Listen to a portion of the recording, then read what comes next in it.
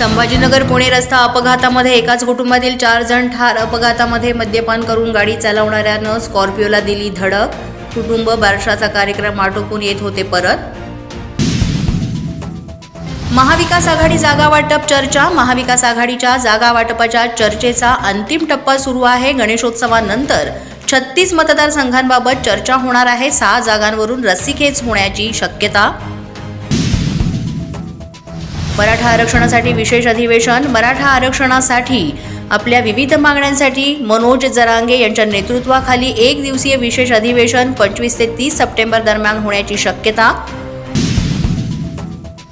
भाजपचे अध्यक्ष जे.पी. नड्डा महाराष्ट्र दौऱ्यावर. भाजपचे राष्ट्रीय अध्यक्ष जे.पी. नड्डा आज महाराष्ट्र दौऱ्यावर आहेत. बाप्पाच्या दर्शनानंतर त्यांनी उपमुख्यमंत्री देवेंद्र फडणवीस यांच्या सागर निवासस्थानी बैठक घेतली. या बैठकीत राज्यातील राजकीय परिस्थितीचा घेण्यात आला आढावा.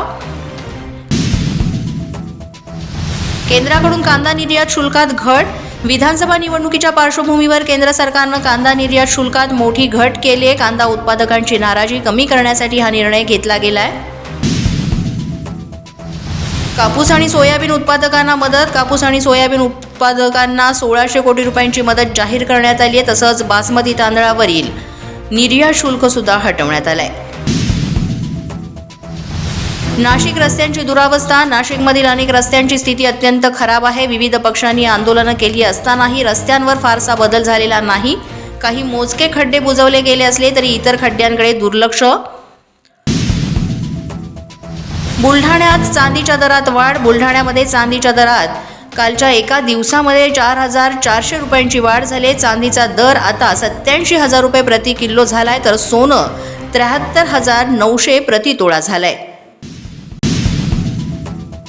राज्यातल्या सर्व शाळांमध्ये मराठी सक्तीचे. खासगी सरकारी शाळांमध्ये मराठी केले सक्तीचे. ग्रेडऐवजी मार्क्स देऊन लावणार परीक्षेचा निकाल. स्थानिक मतदारांनी विचारला गिरीश महाजनांना जाब. 3 वर्षांपासून निवडून देतोय, मात्र रस्ता अजूनही जैसे थे. रस्त्याचं काम का नाही झालं? गावकऱ्यांनी केला संतप्त सवाल. अशाच नवनवीन आणि ताज्या घडामोडी पाहण्यासाठी पोलीस माझा न्यूजच्या चॅनेलला सबस्क्राईब करा. आमचं फेसबुक, ट्विटर आणि इंस्टाग्राम पेज आहे, ते सुद्धा फॉलो करा. तसंच अधिक माहितीसाठी पोलीस माझा न्यूजची वेबसाईट आहे www.polismazha.com. या वेबसाईटला अवश्य भेट द्या.